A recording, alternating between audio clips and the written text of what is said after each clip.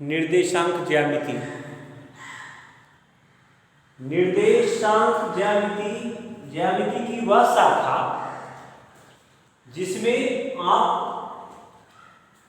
निर्देश अर्थात किस दिशा की ओर विनिर्दिष्ट हो रहा है।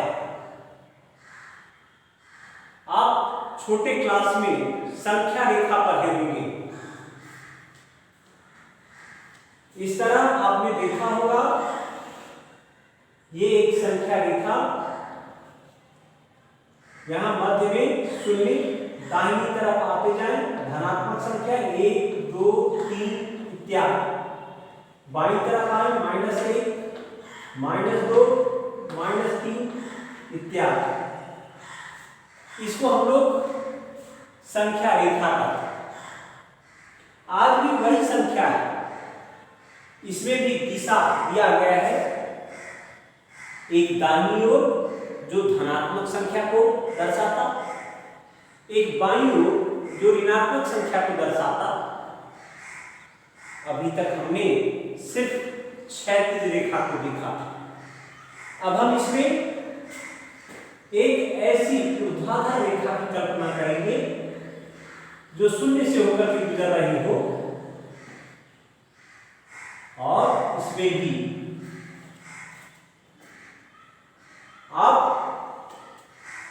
शून्य से ऊपर धनात्मक संख्या 1 2 3 4 16, और शून्य से नीचे -1 -2 -3 -4 -5 16 इत्यादि आप ले सकते हो।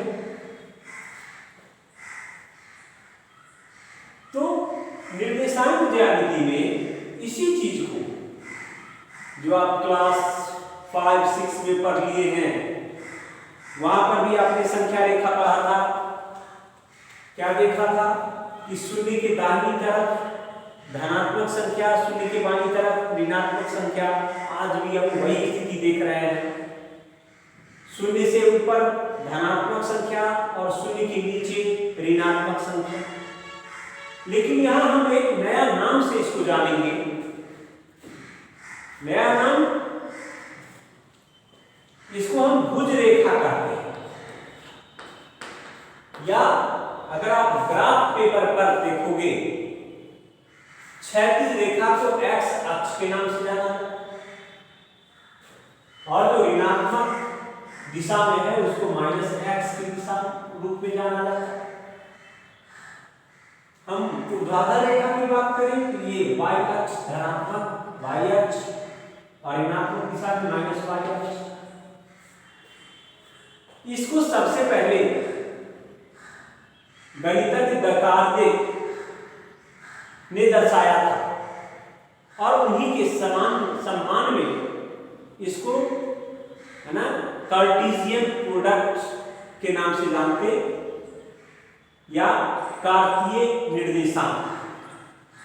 यहां तक हम निर्देशांक की बात कर रहे हैं, तो ये संलग्न रूप से भुज, और इसको कोटि के नाम से जानते हैं, y अक्ष को कोटि के नाम से। तो कभी भी निर्देशांक में जब हम निर्देशांक की चर्चा करते हैं तो इसमें दो अवयव होते हैं। पहला अवयव भुज और दूसरा अवयव कोटि। और इस तरह का जो गणित में व्याख्या हो उसे ही हम निर्देशांक ज्यामिति कहते हैं। ज्यामिति है ना, मिति मतलब माप, इसमें भी मापन होती है। आप देखेंगे, ध्यान रखिएगा, इसको संकेत में आप निर्देशांक को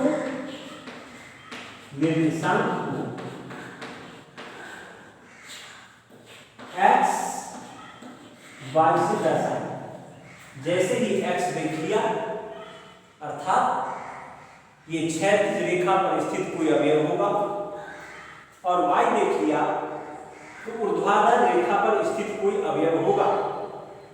और दोनों को संयुक्त रूप से जब हम एक कॉमन ब्रैकेट में इसको समाहित करते हैं तब हम इसको निर्देशांक के नाम से जानते हैं। यही हमारा निर्देशांक ज्यामिति है, इसी की हम स्टडी करेंगे। जैसा कि हमने अभी मूल रूप से आपको जानकारी दिया कि क्षैतिज रेखा को हम भुजा अक्ष के नाम से जानते हैं और ऊर्ध्वाधर रेखा को हम कोटि अक्ष के नाम से जानते हैं, जहां पर दोनों रेखा अर्थात भुज रेखा और कोटि रेखा एक दूसरे को जहां प्रतिच्छेद करती है उसको मूल बिंदु के नाम से जानते हैं। मूल बिंदु, मूल बिंदु, मूल बिंदु के भी निर्देशांक हैं, ध्यान रखें। निर्देशांक मतलब दो अवयव, पहला अवयव भुज और दूसरा अवयव कोट। अब आपकी प्रश्नावली में एक्सरसाइज 6.1 में कुछ सामान्य प्रश्न दिए गए हैं। यहां कहता है नीचे कुछ बिंदुओं के निर्देशांक दिए गए हैं, उन्हें निर्देशांक समतल पर प्रदर्शित कर बताइए कि किस चतुर्थांश में है, किस चतुर्थांश में है। ध्यान रखें, हम फिर से इसको ड्रॉ करने का प्रयास करते हैं। ये देखिए, ये जो रेखा है इस रेखा को हम क्या नाम देते हैं? भुज रेखा x, और ये जो हमने किया ये कोटि रेखा y, और जहां पर दोनों रेखा एक दूसरे को काटा उसको मूल बिंदु 0, 1, 2, 3, 4, 5, 6, 7, 0। It is subject of graph copy.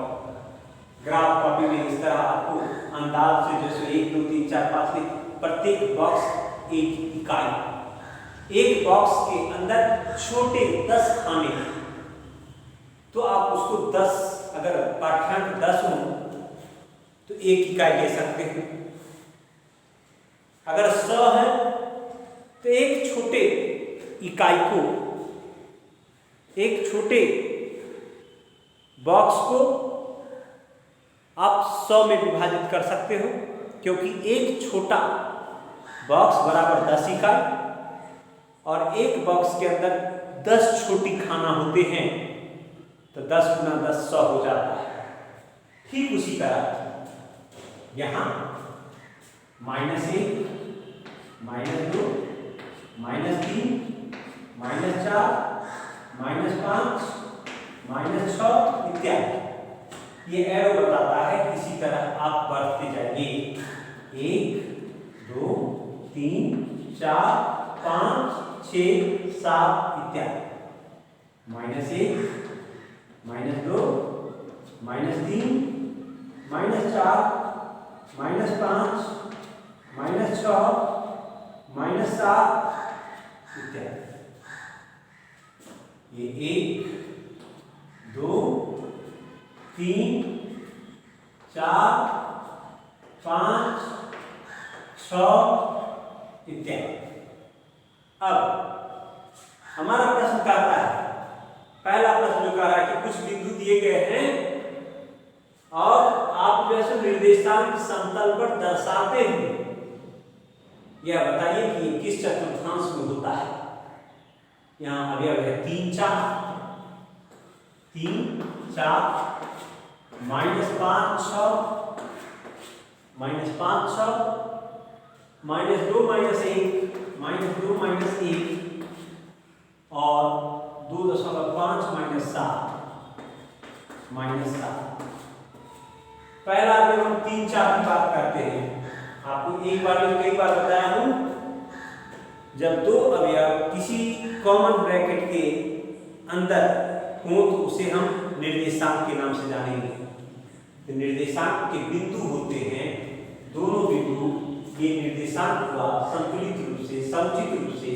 इसका पहला बिंदु 3 जो भुज के नाम से जाना जाता, और भुज मतलब x अक्ष, तो x अक्ष पर 3 यहां,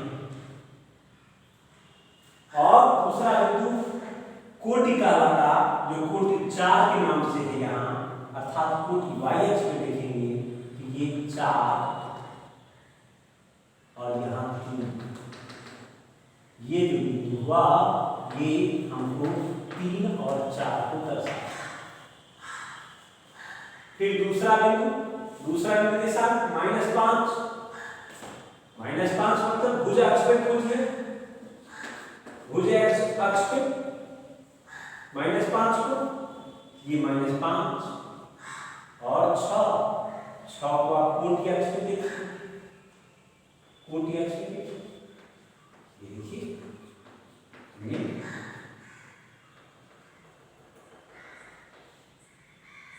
ये इसका नाम -5 और 6। फिर है -2 -1, भुज भी माइनस में और कोटि भी माइनस में, -2 यहाँ है और -3 यहाँ, -2 -3। फिर है 2.5 -7, 2.5 अर्थात 2 और 3 के बीच में 2.5 और फिर -7।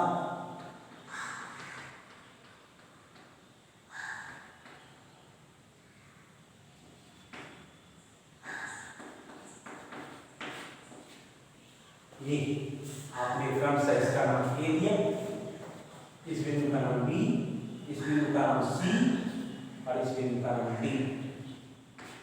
इसको कहा जाता है प्रथम चतुर्थांश, इसको कहा जाता है द्वितीय चतुर्थांश, इसको कहा जाता है तृतीय चतुर्थांश और इसको कहा जाता है चतुर्थ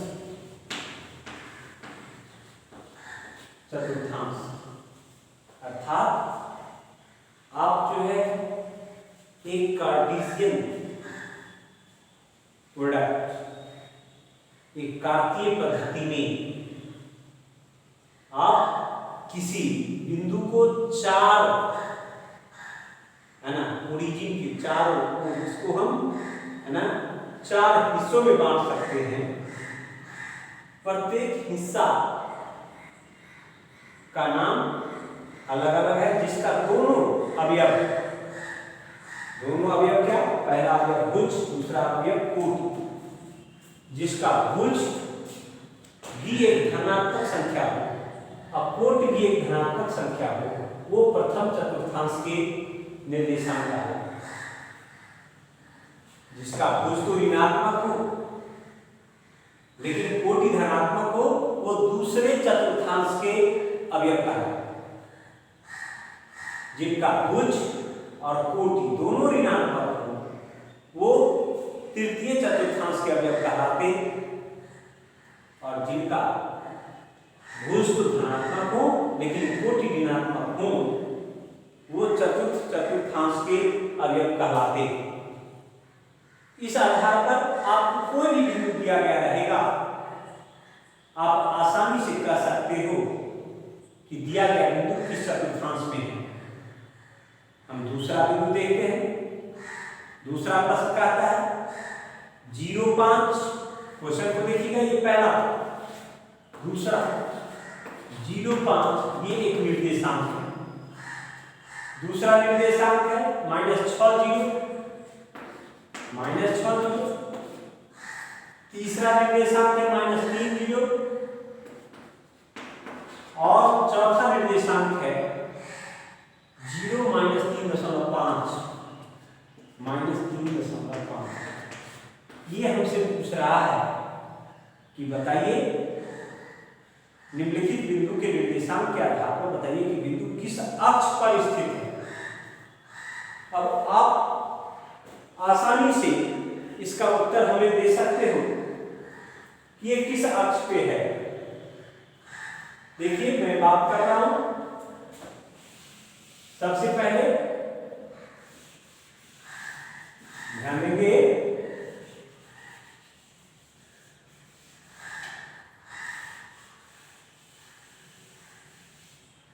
0.5, 0 कहां खोजेंगे, भुज अक्ष पर, पहला बिंदु हमेशा भुज 0 और 5 कोटि पर यहां। अब ये किस अक्ष पर स्थित है? हम लिखेंगे 0 5 जो है y अक्ष पर स्थित है।